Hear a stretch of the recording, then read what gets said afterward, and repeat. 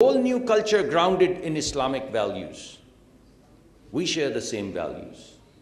We absolutely share the same values.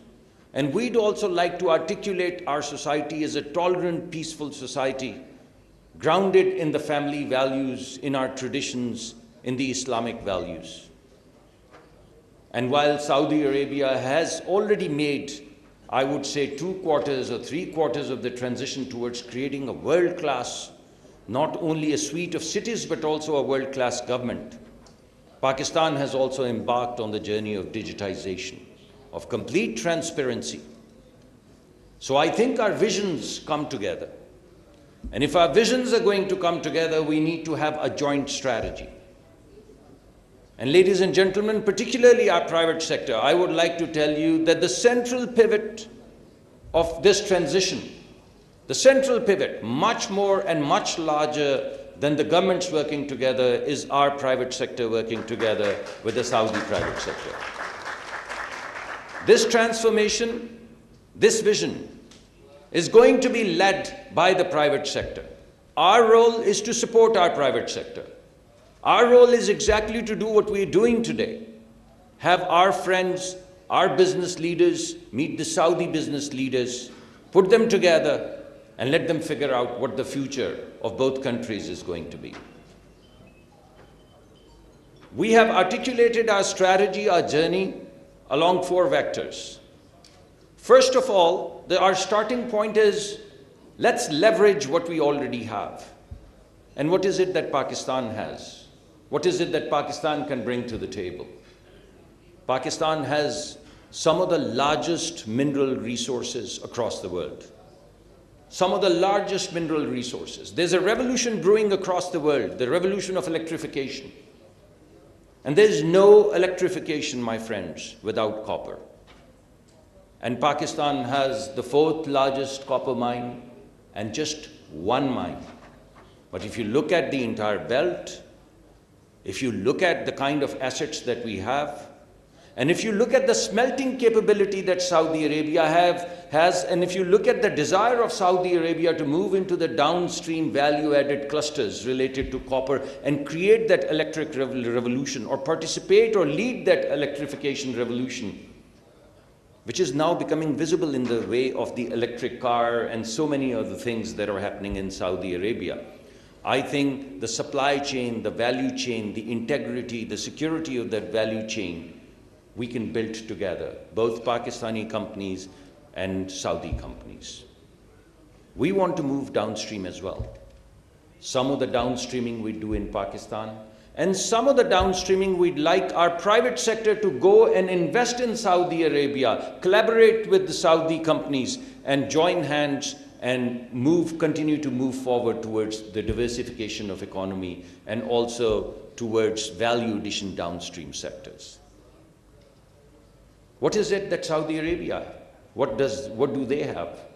They have the world's largest resources of crude. And what we are doing right now is locking that crude and moving that crude downstream as well. And we are not just moving it in the way of taking crude and converting it to petroleum products. We're taking the crude, bringing it into Pakistan, and then breaking it into petrochemicals.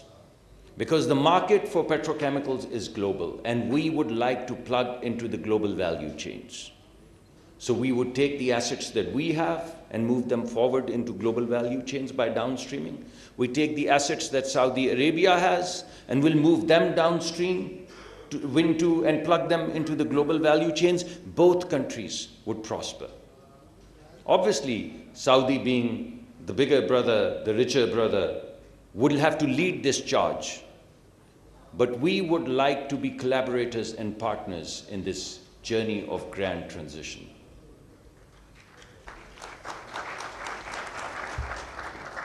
And the third thing that we have is the talent. I've already mentioned that.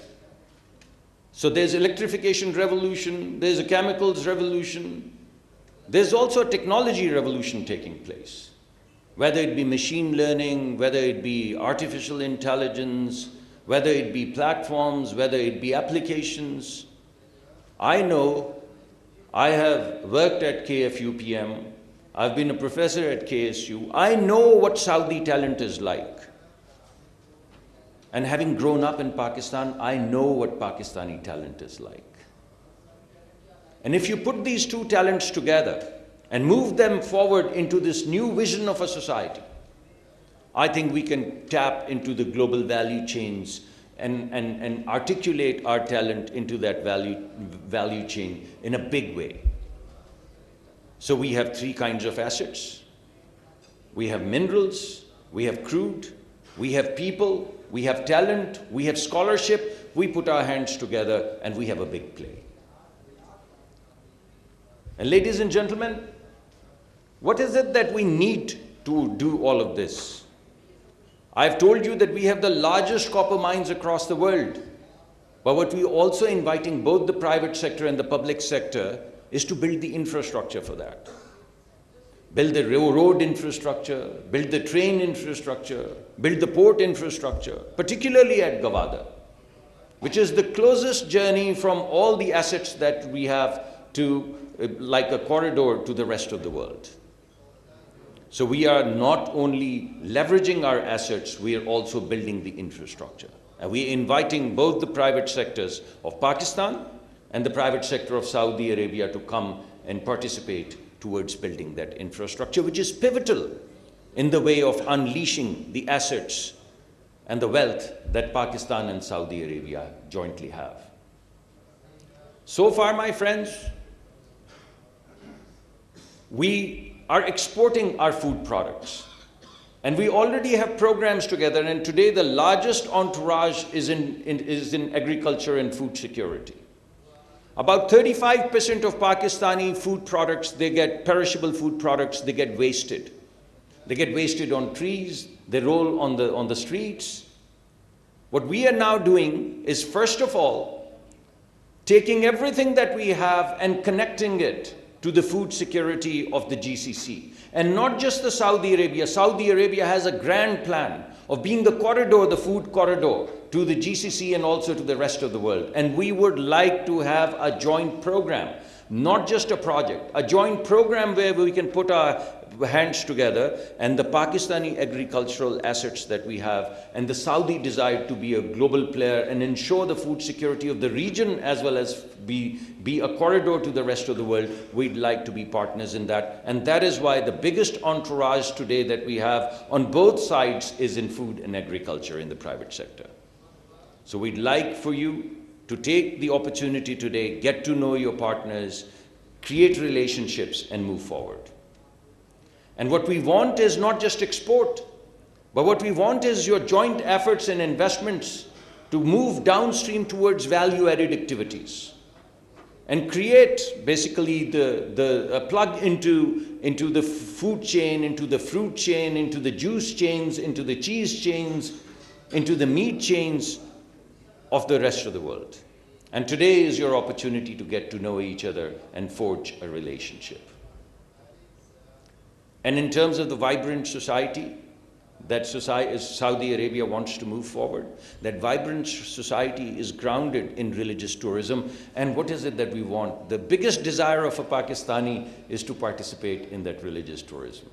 If there's one desire that a dying man in Pakistan or a dying woman in Pakistan or an aging person in Pakistan has, it is to go and, before closing their eyes, look at our holy mosques and pray to God, pray to Allah. Saudi Arabia wants to promote that. We need it for our own spiritual journey. So that's fantastic.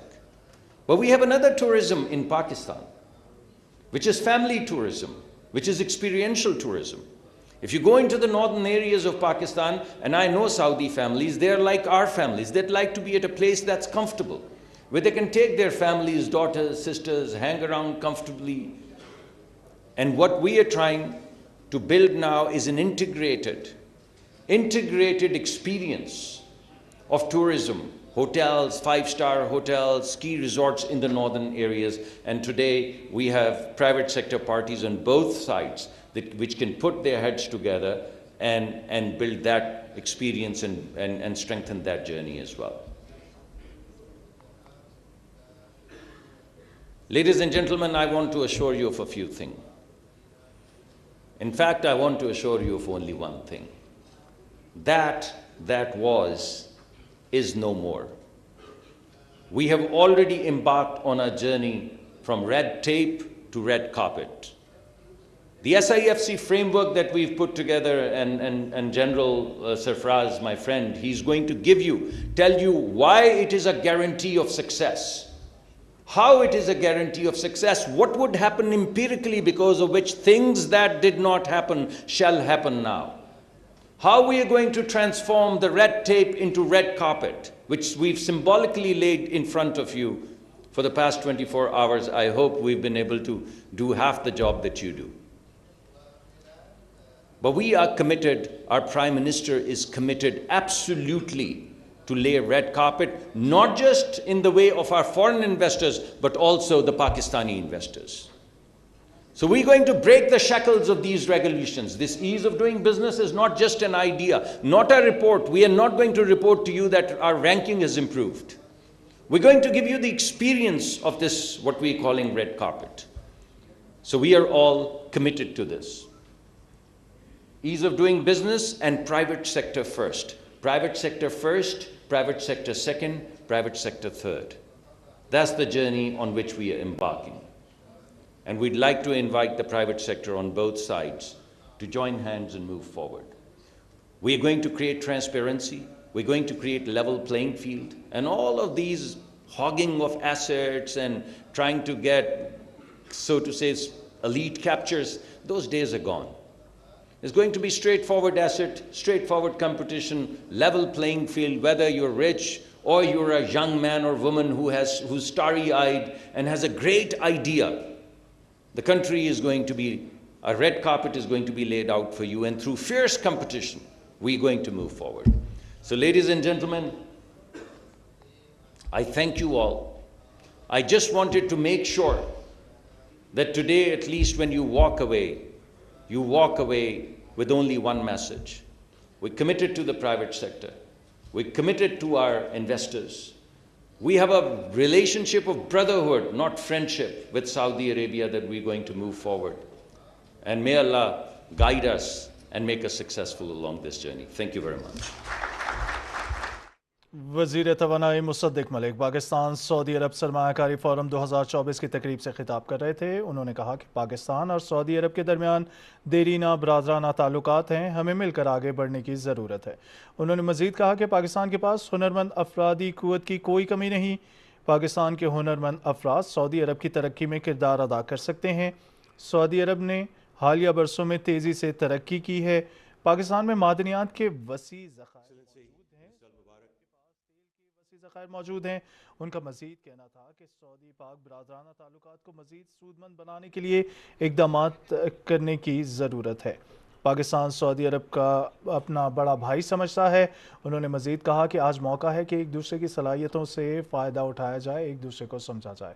अपने तमाम नाज़रीन को बताते चलें कि Pakistan Saudi अरब सरमायाकारी forum 2024 की इफ्तिताई तकरीब इस्लामाबाद में जारी है। सऊदी अरब का आला सतही तिजारती वफ़द पाकिस्तान के दौरे पर है। 3 रोज़ा ये दौरा है। आपको बताते चलें कि इस दौरे की क़यादत सऊदी नायब वज़ीर सरमायाकारी इब्राहिम बिन यूसुफ अल मुबारक कर रहे हैं।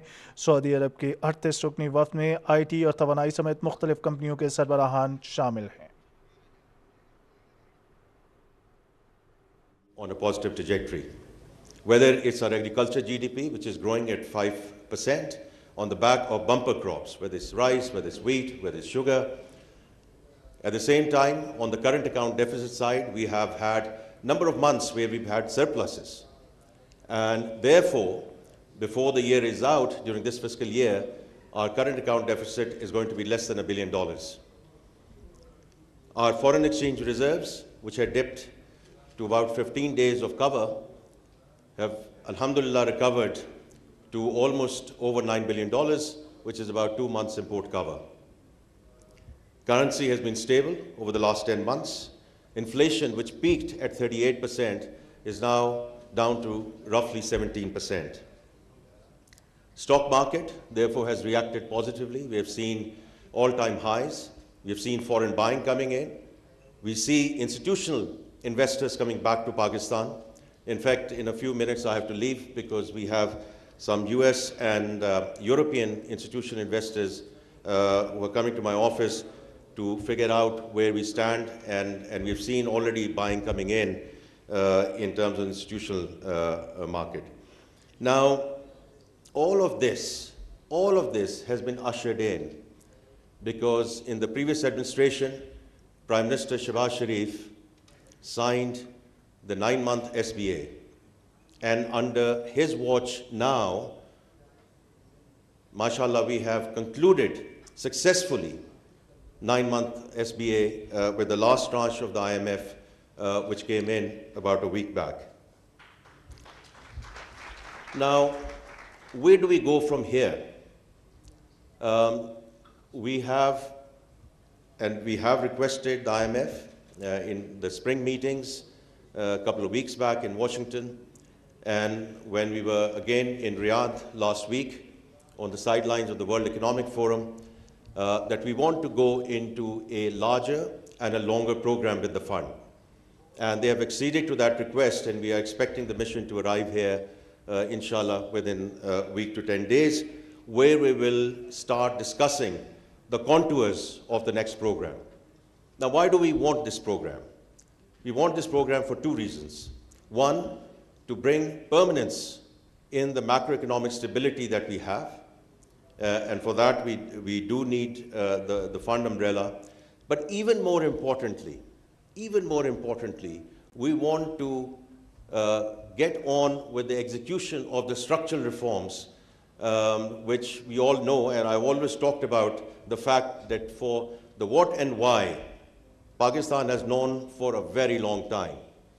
It's now getting on with the execution. And for that, we need the fund umbrella. In terms of our priorities, again, there's no rocket science in there. We have to broaden our tax base. Our tax to GDP is languishing at about 9%. If we have to join the Committee of Nations, we have to start moving it towards 14-15%. The second one, the Minister of Power is here, Minister of Petroleum is here. With the help of these cabinet colleagues, we have to start resolving the complex energy equation, because we can make an industrial policy, we can start moving in the right direction, but if we don't get into competitive energy, we are not going to get there. So that's a second very important part of the reform agenda. And the third one is the SOE reforms. As Minister Mudassir Malik mentioned, and our Prime Minister has been very clear, that the government has no business in being in business. And therefore, all the drag that we have from the SOEs, we need to, and we will, inshallah, accelerate the privatization agenda. And you already see some of the transactions which are in play at the moment, whether it's PIA, our national airline, or the Islamabad airport. We certainly hope that inshallah by the time that we come to end June or early July, we can get these transactions through the finishing line. Now, that is, from my perspective, the short term. We need to get this done in the next fiscal year and then get into the permanence of it. But ultimately, it's about road to market, because people question, and rightly so, with a healthy dosage of skepticism, that why would this be the last program with the IMF? We are ultimately talking about the 24th IMF program that we are getting into. The only way we'll ensure that this is the last program is if we have a clear view and roadmap in terms of road to market. The first one is export-led growth, and the second one is foreign direct investment. And that's where, ladies and gentlemen, all of you come in. All of you come in, because you are going to make it happen, inshallah, for Pakistan. And the last thing is, of course, the access to international capital markets, which we have to work on our ratings, and whether it's the euro, whether it's Reg S, whether it's Chinese Panda bond, we have to get there. And ultimately, if we are able to deliver on these roadmap, inshallah, we won't have to get into dependence on another fund program. So we are very clear in terms of what we need to do in terms of short term. And when I talk about medium term, this is over the next 2 to 3 years. Now, I would like to close by emphasizing what the Minister mentioned earlier, that the private sector has to lead this country. As far as the government is concerned, we are very committed that we are going to provide the policy framework, and some of you who came in and talked about policy continuity, and you're absolutely right. We need both as we go forward. And we are, we will inshallah sort of deliver on that. मैं सिर्फ आखिर में 30 second लूँगा उर्दू में बात करने के लिए, और वो इसलिए मैं कह रहा हूँ कि if we genuinely believe कि private sector has to lead the country, तो private sector को आगे बैठना चाहिए और ministers और bureaucrats को हमें पीछे बैठना चाहिए. I think it's about time that we actually make sure when we say the private sector has to lead this country, the private sector should also be sitting in the front benches, and all of us should be, Excellency, I'm just saying, all of us should be right behind them, because that's how it works, and that's how we are going to operationalize the private sector leading the country. With that, ladies and gentlemen, I wish you a very successful investment conference from Ministry of Finance. We are there to help, support, assist any way we can. I'm available during the course of the entire day, but more importantly, I'm available, Ministry of Finance and Revenue is available for any support, any clarification as you require, as we inshallah go forward together on this journey. Thank you very much. वज़ीर ख़ज़ाना Mohammad Aurangzeb Pakistan Saudi अरब सरमायाकारी forum 2024 की इफ्तिताई तकरीब से खिताब कर रहे थे। उन्होंने कहा कि बेहतरीन मुआशी पॉलिसियों के नतीजे में इस्तेहकाम पैदा हो रहा है। गुज़िश्ता 10 माह से पाकिस्तान की करेंसी में भी इस्तेहकाम आ रहा है और ज़र मुबादला के ज़खायर में भी बतदरीज इजाफा हो रहा है। उनका मज़ीद कहना था कि तवानाई के मसले को हल करने के लिए इक़दामात कर रहे हैं। मुआशी इस्लाहात हमारा एजेंडा है। उन्होंने मज़ीद कहा कि बैरूनी सरमायाकारी के फ़रोग़ के लिए कोशां हैं। अपने तमाम नाज़रीन को बताते चलें कि सऊदी अरब का आला सतही तजारती वफ़द पाकिस्तान के 3 रोज़ा दौरे पर है। इस वफ़द की क़यादत सऊदी नायब वज़ीर सरमायाकारी इब्राहिम बिन यूसुफ अल मुबारक कर रहे हैं। सऊदी अरब के 38 रुकनी वफ़द में IT और तवानाई समेत मुख्तलिफ़ कंपनियों के सरबराहान शामिल हैं। इंतहाई अहमियत के हामिल इस दौरे में अरबों डॉलर्स की सरमायाकारी के मुआहदे और मुफाहमत की याददाश्तों पर दस्तखत भी मुतवक्के हैं। तकरीब जारी है, इसका अहवाल आपको बताते रहेंगे। फ़िलवक्त के लिए इतना ही।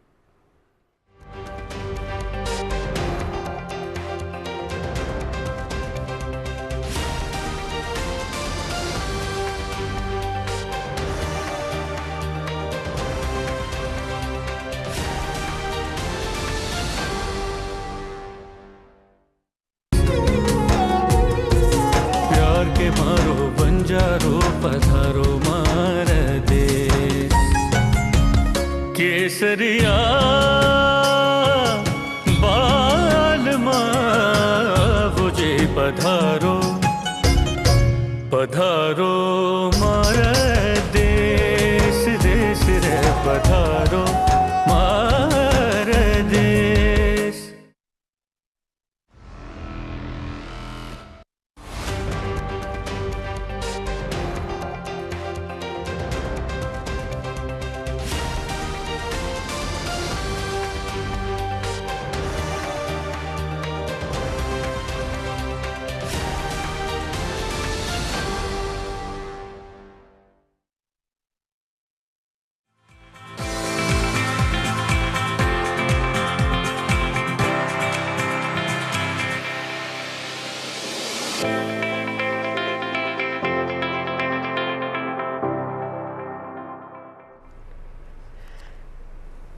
अस्सलाम वालेकुम। सुबह पाकिस्तान की हंसती मुस्कुराती और रोशन सुबह में मैं हूं आपकी मेज़बान मानुर कुरैशी और मेरे साथ हैं अस्सलाम वालेकुम, सुबह खैर। रिजवान अली अहमद की जानिब से सुबह पाकिस्तान की पूरी टीम की जानिब से मेरी इस दुआ के साथ कि अल्लाह करे आने वाला दिन हम सब के लिए बहुत सारी खुशियाँ, बहुत सारी कामयाबियाँ लेकर आए। गुजरे हुए वक्त की कोई भी नाकामी कभी पलट कर हमारे सामने ना आए।